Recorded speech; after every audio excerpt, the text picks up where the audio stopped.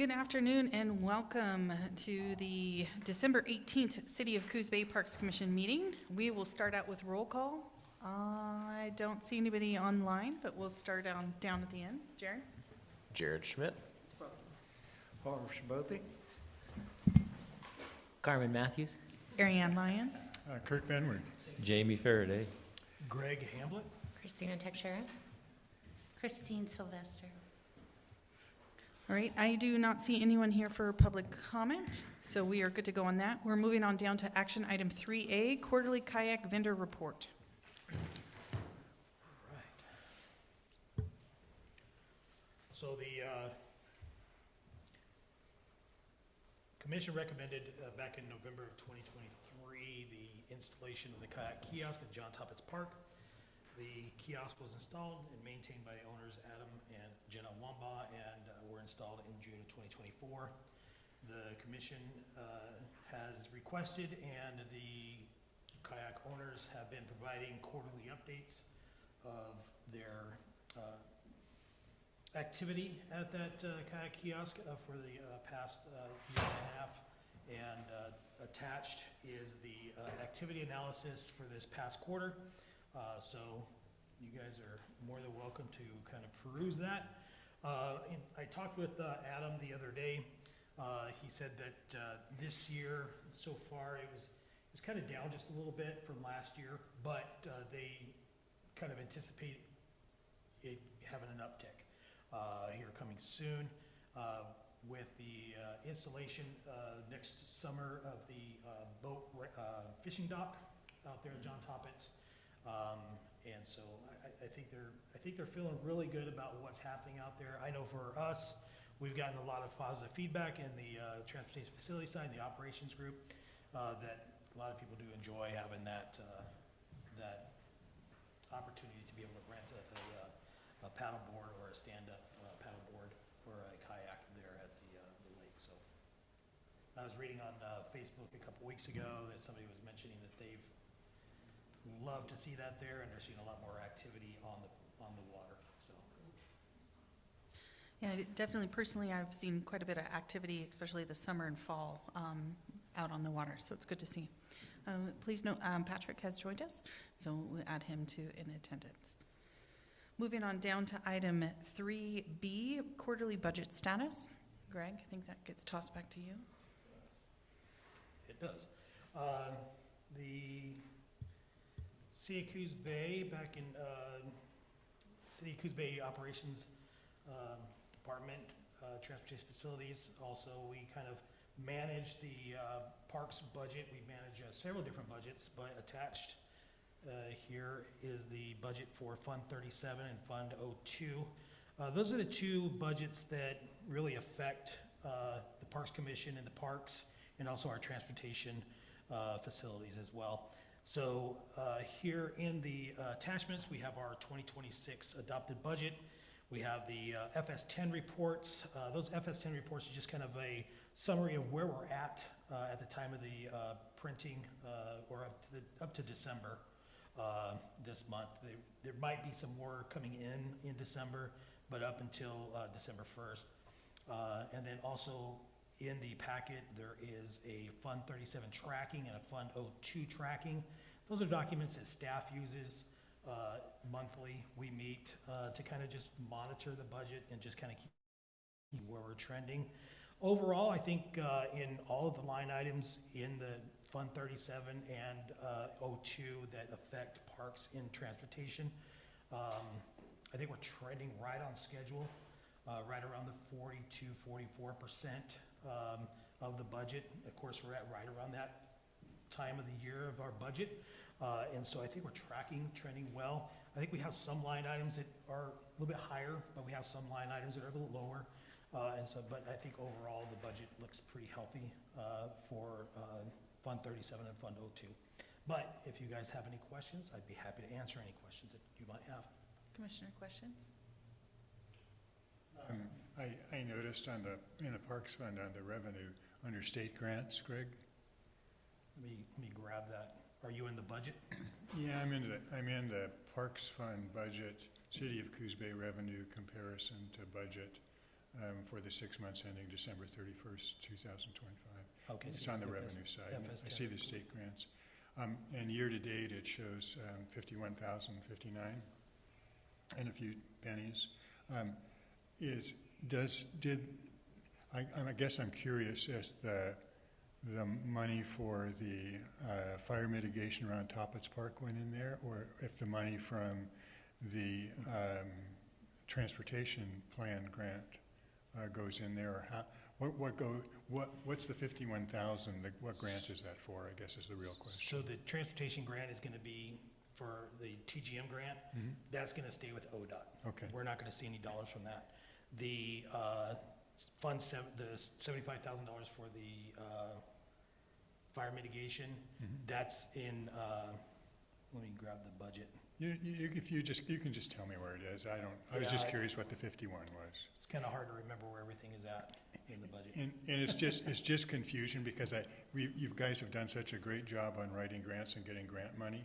And so that's the only reason I was curious. I believe that $75,000 is housed in Parks Capital. Okay. That should be under, And I also want, along with that, what is it, $55,000 from the Reeser Foundation as well? that'll be going into the grants line item. Okay. Oh, where is that at? 55,000 for the grants. What was that for? I can't remember. Because the private grants and stuff only shows 3,736, and I thought we got the Reeser one in December. What's that? Some of them are reimbursements, is what Christina said. Maybe Jennifer's gonna step up. Greg, would you mind if I just stepped in for just a Yeah, quick please. minute? So the $75,000 grant through the State Fire Marshal's Office is a reimbursable grant. And so we haven't even received a bill yet. And so as soon as we receive a bill, we'll pay it, and then we will ask for reimbursement. And then you mentioned the Reeser grant. Just on Tuesday, council accepted it. So that's why you don't see it in this report, because this report's for last month. So you'll see it next time he presents. Okay? Thank you. Yeah, we haven't seen those dollars come in yet for Reeser. I was gonna get to Reeser, but I hadn't gotten there yet. Thanks, Jennifer. Any other additional questions or comments about the budget? No? Great, thank you, Greg. Action item 3C, park-related projects and grant updates. All right. So, staff will provide a monthly report to the Parks Commission, just kind of highlight the progress on grants, capital improvements, and operation-related tasks related with parks. So at the John Toppets Wildfire Mitigation, the city of Coos Bay was rewarded that grant that we discussed already, $75,000 from them. We also recently applied for a grant called AIM through the Coalitions and Collaboratives Incorporated. The application was submitted on October 16th, requesting $225,000 to support vegetation removal and hazard fuel mitigation efforts at John Toppets Park. So far, we haven't had an update since we applied, so we're just kind of waiting for that. So we'll provide some more updates once we get that. Jumping down to the Mingus Park restroom and the rewilding project. So mentioning the Reeser Foundation did award the city of Coos Bay a grant for $55,000. As Jennifer alluded, council did accept that on Tuesday, so we should be seeing that. Those funds will offset some of the match that the city is gonna be, it was required to provide to LGGP. Also want to provide you folks with an update on the Mingus Park restroom on the park side. We're ahead of schedule on that. We anticipated construction in March. Looks like construction is going to happen in January. So we're well ahead of schedule, which is pretty good. I'm sorry? I said that never happens. But it That's happens. great. It's a Christmas miracle. It is a Christmas miracle. There you go. I love that. So we're doing good. The Mingus Park ball field restroom, we should have that opened up very soon. We were waiting up on the hot water heater. It got delayed. However, it was just delivered about a week ago, and so we're just getting scheduled to get that installed. And then we're also waiting for the interpretive sign for the rewilding to be completed, based off the comments from the commission in November. Jumping down to the TGM grant, so we took the comments that was provided by you folks at the last month's meeting, presented those to ODOT, and they were able to incorporate the comments, and they submitted the revised scope of work. City reviewed that and signed off on the final. So the next steps, as ODOT is planning to move forward with the consultant solicitation process, and we anticipate project commencement in summer of 2026. Jumping down a little bit to the Front Street project, city staff are working with David Evans Associates to advance the project to final design. Staff is coordinated with the BPFCC. I think there's a couple members on the BPFCC here today to assist with outreach to local businesses regarding the project. Members Faraday and Matthews have begun communicating with local businesses to inform them of proposed removal of 14 parking stalls, which would allow for a continuous multimodal path on the east side of Front Street. And again, that was based off the comments from the BPFCC. They were able to potentially make those modifications. So hopefully that will come into fruition. The Port of Coos Bay was scheduled to review the proposed project today. I think it went to the commission today. So I'm not sure what the results of that were today. Does anybody have any ideas of Yeah, what was commented? actually Jennifer and Jamie and I were all there, and we offered our services for responding to any questions. They had no questions. They said they had reviewed it and they didn't have any concerns, so that's good. However, they are having serious discussions about removing the rail from basically the Mill Casino south. So that might be something to, I don't know how much it would change the plan in terms of parking infrastructure and that parking / pedestrian interface. With the removal of the rail, it might change things. I don't, Jennifer, would you have any idea if that would not if it would allow for more parking for the parking we just lost or anything like that? It would. So what I propose, and I haven't had a chance to talk to anybody about it yet, but that's okay. We'll use this forum. Right now, it's a 12.5-foot wide path, and there's like an extra 7.5 feet. If we make it a 12-foot wide path rather than 12.5, we can get that 8-foot for future parking if they abandon the rail. I think we should incorporate that into the design today. I would agree. I Okay. would agree. So, Just- but Just because that is, since they're actually just discussing it at this point. Yeah. Then I think we should. normally I wouldn't do that, but it's just, I agree with you. We're hearing a lot of talk. And it's only a half a foot that we'd be losing on the multi-use trail, but I think it's worth it and it's forward thinking. Because you can't go back. Yeah. So go back, and it'd be nice to come back to that part of the community and say, hey, we found ways to increase the parking, since Yeah. we already went there and said we're having to decrease it to match everybody's needs. I don't know, with the rail line potentially being gone there, I think it'd behoove us to look at this one more time. You mean the committee? Look at it one more time? Or, I don't know if it's the committee, or if it's the commission, or the city council, and make any recommendations based on updated information. So we can, but there is only so much AC. The AC width is about 36 feet. So really what that means is 2 travel lanes and parking on each side. There's not a whole bunch else you can do. I like the idea of just kind of like planning for today and then planning for maybe the abandonment in the future and having a design that will handle both. Oh, there you go. Does that make sense? Yes, that Okay. makes way more sense without Okay. having to go back But to we the- can certainly share some different submittals or deliverables that we get with the committee. I think that would be great, just because I think people will ask us about it, especially as, if the port continues their discussion about abandoning it, people are gonna have a lot of questions about what Front Street's gonna look like. So it would be nice for us to have the info so we can answer. Okay.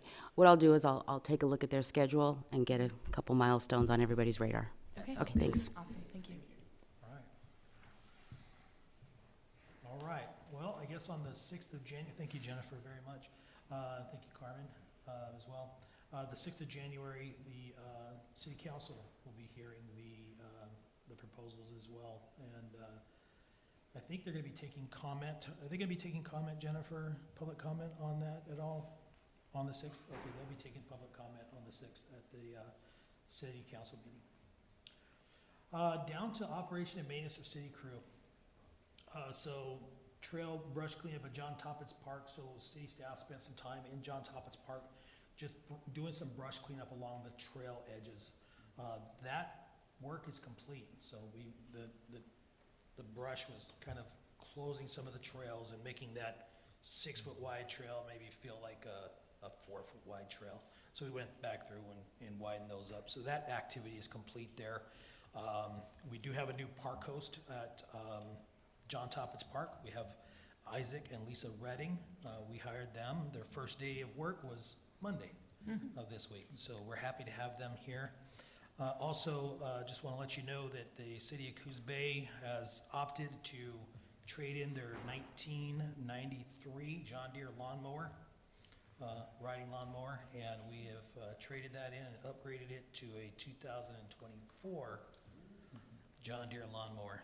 So we were very fortuitous with that and was able to make a great deal with one of the vendors, and so we traded one in and got a nice new one for our staff to be a bit more efficient and not have to spend so much time working on the other one, but now we have a more efficient piece of machinery that's gonna help us do our jobs. That's great. Awesome.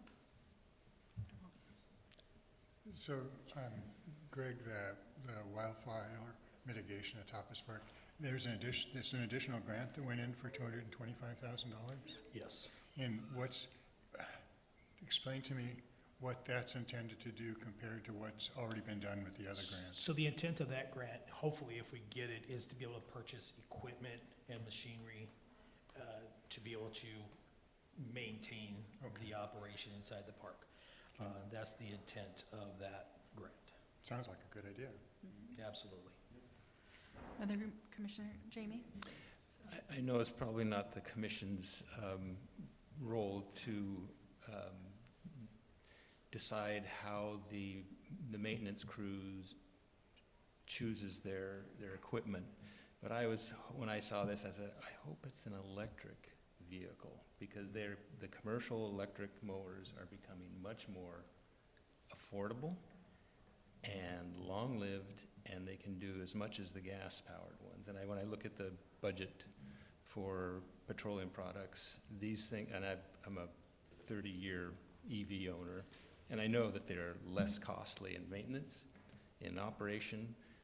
There's better carbon footprint, there's less noise, overall best. And so, darn, I wish I could have been in on that discussion. I presume it's not electric. No, it is gas powered. Okay, thank you. Other Commissioner questions or comments? I had one. Yes, so in discussion with the $75,000 fire mitigation grant that we got, City Council's been talking a lot about how that work is being implemented and the 100-foot buffer, there's been a lot of discussion around that. And so seeing the additional $225,000 coming through, and potentially some capacity for how to continue our efforts in fire mitigation. One thing that was brought up in the city council meeting the other night was potentially relocating some of the trails that are within the buffer zone to, I guess, achieve that natural park setting for the trails themselves. 'Cause the major issue with the buffer is that it's almost like, it feels like more like a clear cut, and so it kind of detracts, or it brings away from the concept of this natural park. So you're walking through a more, desolate landscape, as opposed to through walking through a forest. And so when we saw that map overlayment at the city council meeting, some of those particular pathways that are right along the border of the park are in that buffer zone.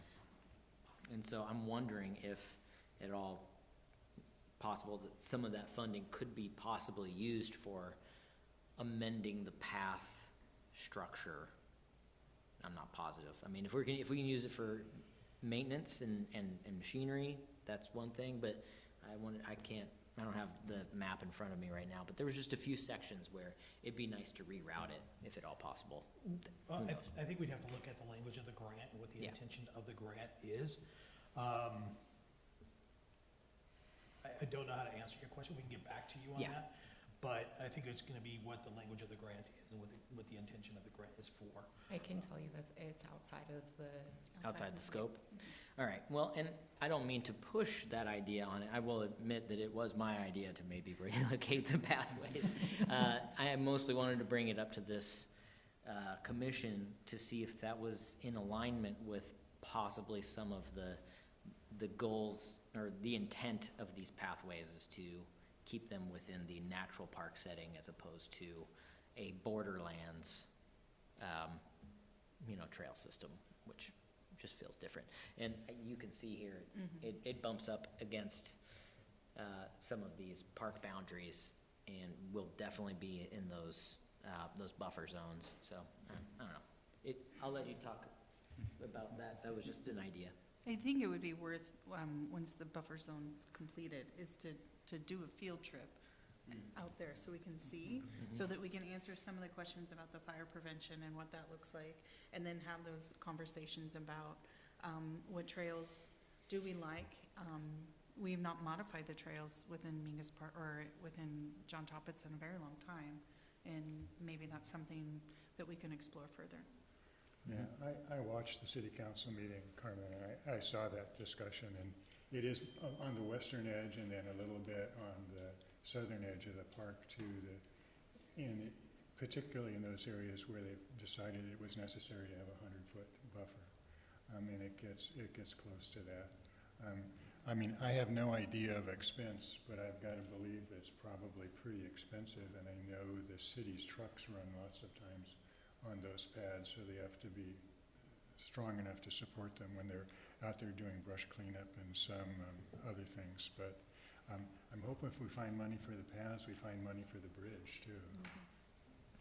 Yes. Well, one thing, if the commission would like, you guys can always, request that staff look for grants for that type of work, If it's something that maybe after the field trip and maybe down the future, if something you guys want to pursue, we can definitely do that. But I think once we get past the initial shock, if you will, of what the defensible space looks like, it's a defensible space, and it's gonna be,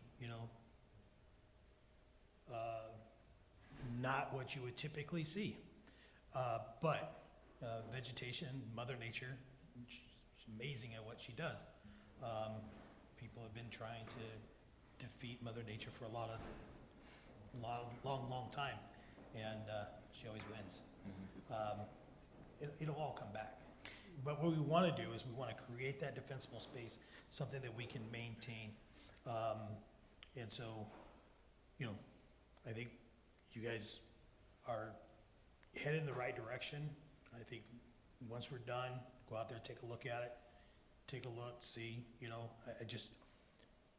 I think you guys are just on the right path. And if it is something you guys would like to pursue, we could definitely look for grants to do that. I think maybe some more conversation on this in the future would be very prudent. I would say that, I'm definitely willing to wait until the work is done to see what it looks like so that I have a real reference point.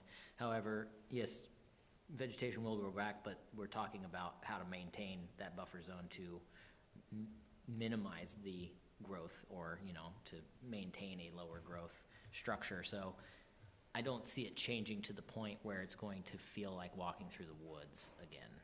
I think it personally needs to move. That would be my suggestion as a parks goer, that you want to walk through natural vegetation instead of manicured fire buffers. That being said, we're all kind of going through this together in this new world where fire suppression and fire mitigation is, the new rule. We have to do it. So, Absolutely. you know, we're gonna do what we can, but I do wanna make that particular park feel as natural as possible when the users are, you know, using it for its intended purposes, so. Yeah, and I was just gonna say, you know, if you look at that map on the western edge where it's really close to the residence and it goes out, and the fire buffer zone goes out, and I know I have a pet peeve about the bridge, but a lot of people use that route now because the bridge is out. And if Yes, the bridge was in, it would mitigate a lot of the travel on that outside part. yeah, As soon as they get Yeah. across the bridge, they could get back into the paths to go along the side, so. you're right. And that's the reason why I mentioned the bridge. I know, you know, was a project, I think, it was a project of somebody around here, Coast Guard, military, somebody. I don't know, originally put that bridge in, but I think it's missed. And It would is make a difference missed. with that.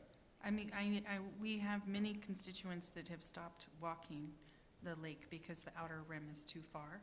And so, there's a lot of people that don't utilize the park to its full extent because of the bridge. It's well said, you know, I didn't think about that, because I've always been like, well, why are we gonna spend all this money to fix this bridge when you got this nice trail along the water's edge? But if Yeah. it goes through the buffer, this is the solution. It kind of, See, it, we ruined your trail, now you're on the. Now you're back to the now bridge. You're in Team Bridge. and I will say that I fished off that bridge a ton when I was a child, so, it adds a lot of benefit to that lake and that whole trail system. So I think it has now become a good, good place for focused investment in my mind. Yep. Move forward with that funding, yeah, grant funding for that. It's only taken 22 years. Let's get it done. Oh man, Patty's gonna be so happy. Okay. Any other additional commissioner questions or comments on the grant updates and the projects? No? Well, on topics, let's roll into the OBAB tree planting. All right. At the November 20th, 2025 Parks Commission meeting, Oregon Barrier Beautification Jim Barron's requested to be on the December 18th Parks Commission meeting and to present a tree planting event in February or March in John Toppet's Park. Thought Jim would be here tonight to present his plan, but he's not. But I did talk with him a little bit. Attached, you will see a map trail, a trail map of John Toppet's Park. In the upper right-hand corner of the park, up you'll see a little shaded green area. That's the area in which they want to plant the trees. If you hit the control and zoom in a little bit, you'll see that the green area is going to be the area that they want to focus on planting trees. South side of the buffer zone, outside of the fire mitigation area in which we're dealing with trees and dealing with shrubs and dealing with brush that we don't want to have in that area. So that's the area that they want to focus on. I talked with staff. We don't have any concerns with them planting any trees or vegetation in there. So yeah, we feel comfortable on a staff level with them having that event. Of course, OBAB has always done a great job of being good stewards of John Toppet's Park, and I think that their volunteer service is top-notch. So, yeah, we don't have any issue with it, so I just wanted to bring that to the commissioner tonight to kind of talk about it, and see if you folks had any questions. And if you guys don't, or you guys would like to, if it pleases the commission, approve the planting of trees by OBAB in John Toppet's Park as identified on the map. Jamie has questions. Yes, that area, as I recall, is pretty well forested, isn't it? It's been heavily abused. So it's a and camping site. They want to plant in camping sites, I guess. It's been beat down, if you will. Okay. But, I mean, it could use some vegetation help. So Greg, were they able to give you any idea about the number of trees you're interested in planting and the type of trees? I was not able to glean that information, but we can definitely ask that information. We can bring this topic back to the commission next month. Hopefully, maybe Mr. Behrens could be here to talk more about it, but, yeah, I could find out more information. I don't have a problem with them moving forward. I was just curious as the type of trees, and I was assuming that they were probably native species that would fit well in the park and would grow well there. I do know last time they planted trees in John Toppet's Park, I believe they were all spruce trees in which they planted. They planted 40 spruce trees. I think it was a year ago, or maybe 2 years ago. They planted spruce trees in the southwestern section of the park. Again, that's well above the buffer zone, but that's where they planted. They were spruce, so. Do you happen to know the source of this planting, where they're getting their plants? I don't know where they sourced them from. Commissioner, questions? No? Does the commission feel comfortable making a motion, or would they prefer to have more information? I kind of trust them, to tell you the truth. They've done tree planting out there before, so I would move we would approve OBAB's tree planting in the designated section in Toppet's Park. Okay, I have a motion. Do I have a second for discussion? I'll second. I'll second. So we have a motion and a second. Further discussion. Jamie? No? Good.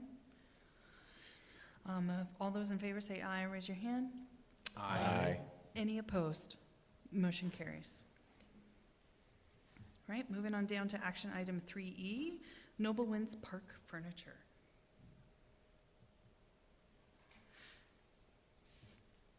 The Noble Winds Park furniture. So this, I met with the sales representative from Noble Winds, a outdoor park furniture company that repurposes wind turbines blades into park furnishings. I've attached several attachments to this staff report, the product catalog, and the public art guide.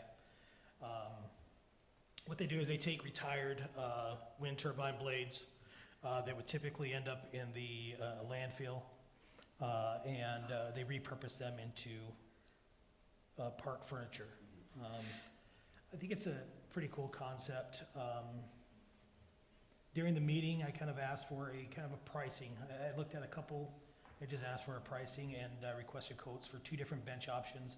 My original thought was maybe the Mingus Park rewilding area. We do have slated for 2 park benches to go in that area. There are, typically we would install our typical standard park benches in there, but I thought maybe this might be a good idea for that area. So I talked with them a little bit about the product itself, and again, they provided me some more information. It's all in that brochure. They talk about the lifespan or the life cycle of these furniture, typically about 25 years. Conversely, our current park standard bench, it lasts about 15 years. And the costs associated with the Noble Winds, it is pretty high. I attached a couple of price quotes as well. Here, again, 25 years lifespan for these benches is typical, is what they're seeing. So I included that in here for you guys to take a look at. So I'm not asking any questions tonight. I just wanted to bring this to you guys' attention, just kind of show you this option per se. I did get a updated quote on freight. So down in the budget implications, Noble Wind Arch Prime without installation is $8,475 per, with the freight estimate at $4,000. And at the writing of the staff report, I didn't have that, but I did get a quote from them this morning, actually yesterday morning, sorry. And estimated freight on the Sequoia is $4,200. So it's up $200 more than the other quoted one. And the second one, again, is $4,200 for the Noble Winds Arch. So they have a couple of ways in which these can be delivered. They can be delivered with a decorated, or like we can send them an idea of what we would like. They can like wrap it like you've seen on vehicles and whatnot. But that has an additional cost as well.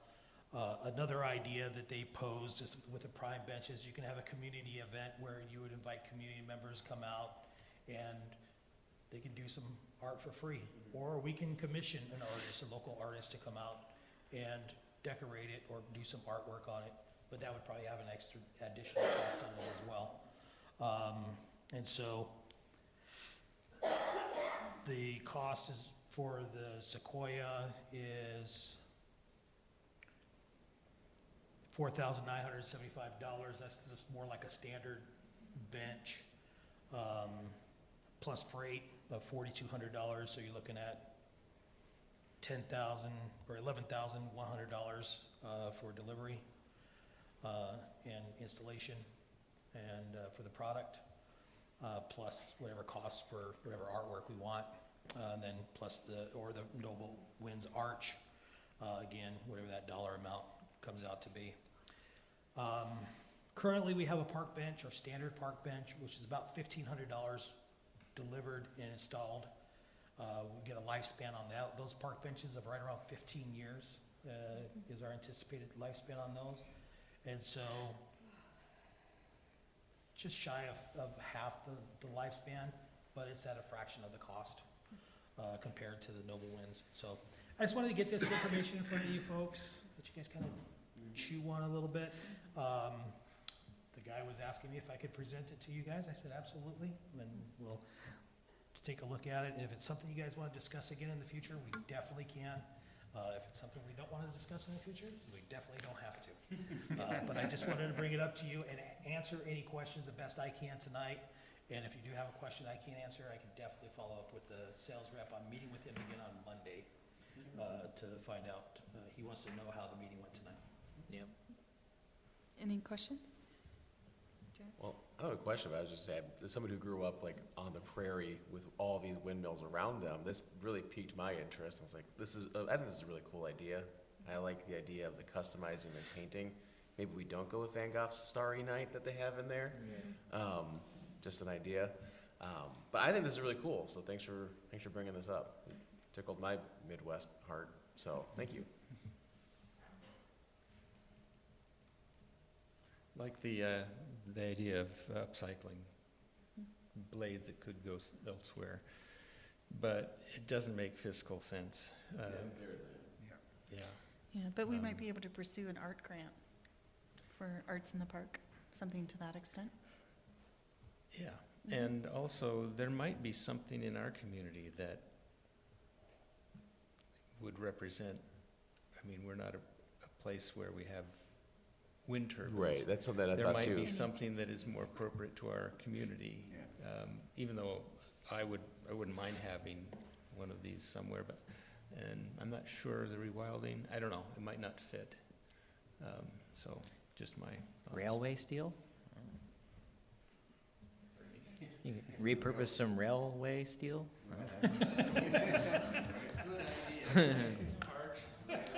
Yeah.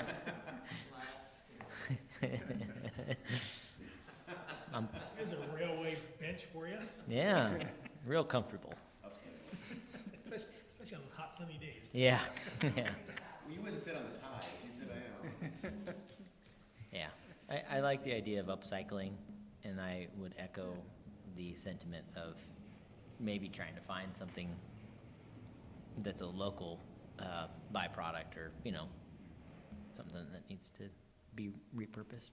I mean, we don't have it here, but the steel from the Golden Gate Bridge, there's an artist that repurposes that into a lot of different products, which is pretty cool. They have a gallery down there, so they do like tables and chairs and all kinds of things. So I think there are some potential components there, but I love the idea of it. I particularly like the curve and the curved bench. I think those are pretty cool.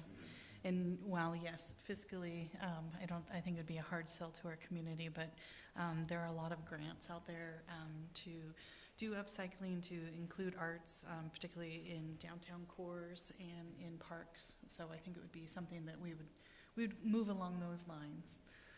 So. Mhm.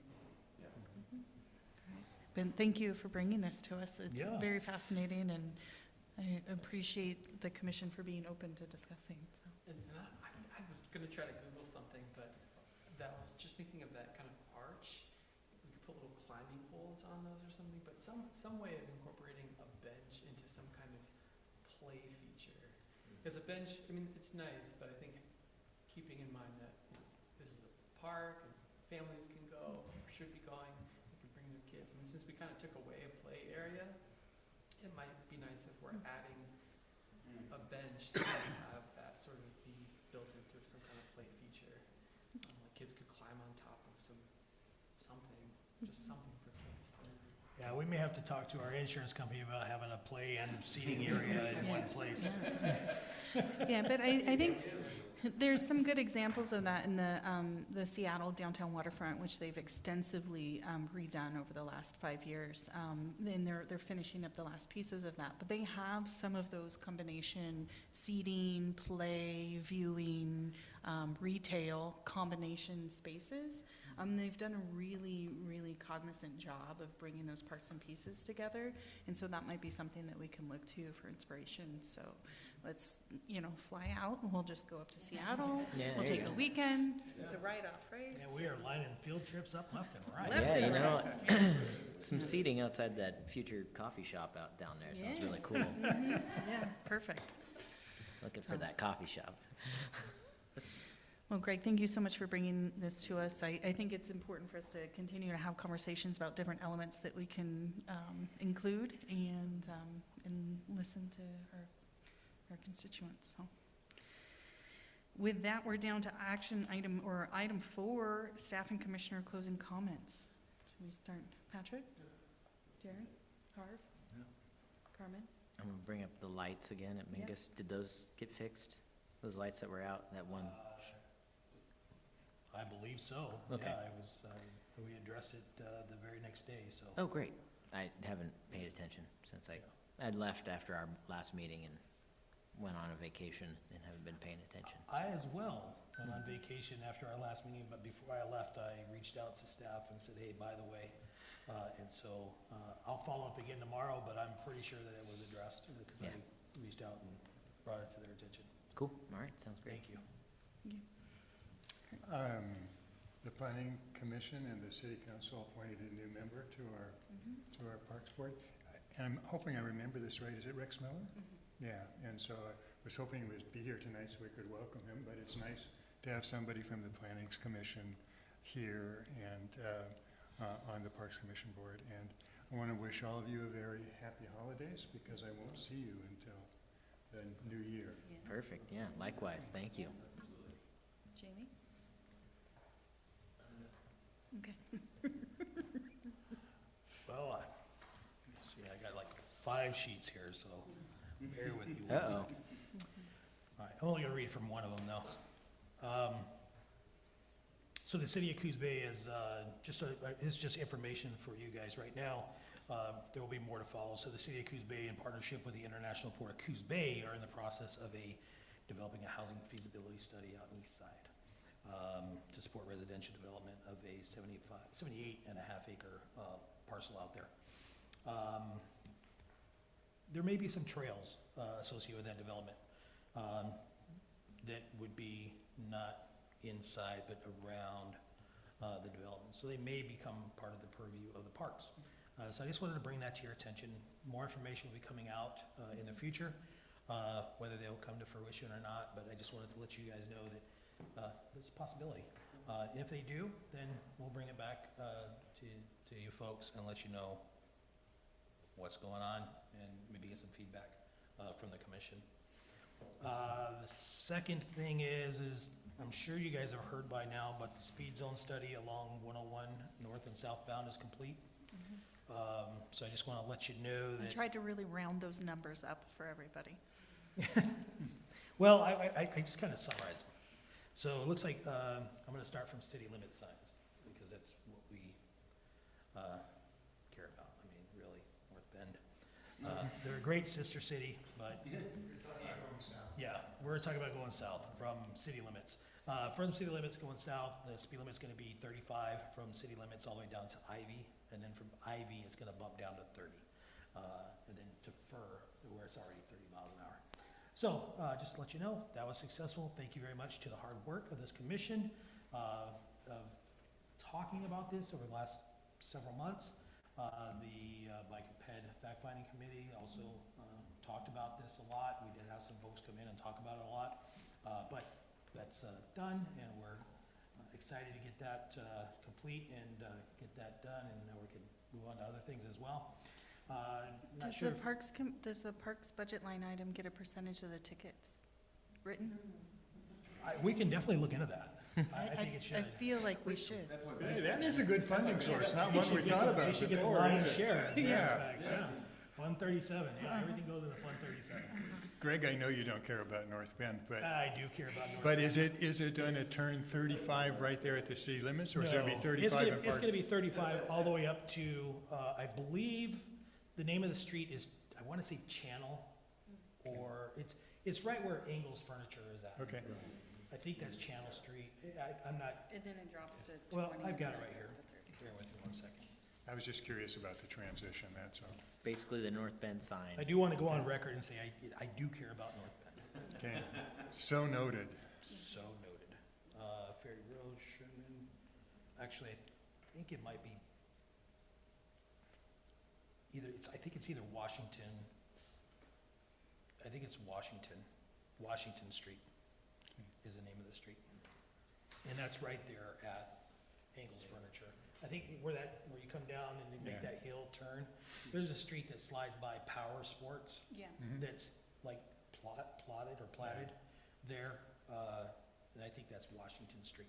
Yeah, I think now it drops to 20 and then goes back up at 30 once you get through the light. That's where, It does, yeah. yeah, that's where the city speed limit up there is, I think it's 20 miles an hour. Well, good. Don't quote me on the name of the street, I don't remember what the name of the street is. That's good, because that means everybody will really do 45 there now. It's Washington. I know, You I were just right. gotta talk to my wife about this now. That's one bummer thing about the whole deal. And then finally, I'm not sure if you folks have noticed, but there's a storm blowing in tonight, which is gonna keep staff very busy. Today we were out on the streets, dealing with a lot of trees down, a lot of power lines down. We're helping pack power on a couple of issues, monitoring the streets. We spent some time in Mingus Park today, picking up some large branches from the trails. We had some tree limbs come down. I anticipate tomorrow we'll probably spending a lot of time in both John Tompkins and in Mingus. So we're gonna be spread pretty thin, so we're ready for it, but, it's just gonna really keep us busy. But I can't thank staff enough. They do a great job in all these events. We know what we're doing, and we kind of anticipate what our workload's gonna be for the following day. So I'm real proud of that. My team, we have an exceptional group of staff that does a really tremendous good job. And I think they're masters at their craft, and so I really do appreciate them. And then finally, I'd just like to wish you guys a Merry Christmas, a Happy New Year, Happy Holidays. And I hope you guys have safe travels if you're going out of town. If you're staying home, have fun and enjoy family. Thank you so much. Christine? I reached out to the Cocoa AIM funder because we should have been notified by now. So just after his update, I got an email from them. We will know in the next couple of weeks. Okay, And happy holidays to everyone. thank you so much. Awesome. I just want to say happy holidays as well. Thank you. All right. Well, I appreciate everybody joining us today, and everyone have a safe and happy holidays. And I can't wait to start doing the planning for the new boardwalk, since we'll maybe take over some more space that we have there. So can't wait to plan that section out. But not to get too excited. But off to the races. So, but I appreciate everybody coming in today. Have a safe and happy holidays, and enjoy yourself, and be careful with that storm that's out there. Have a good day. Thank you.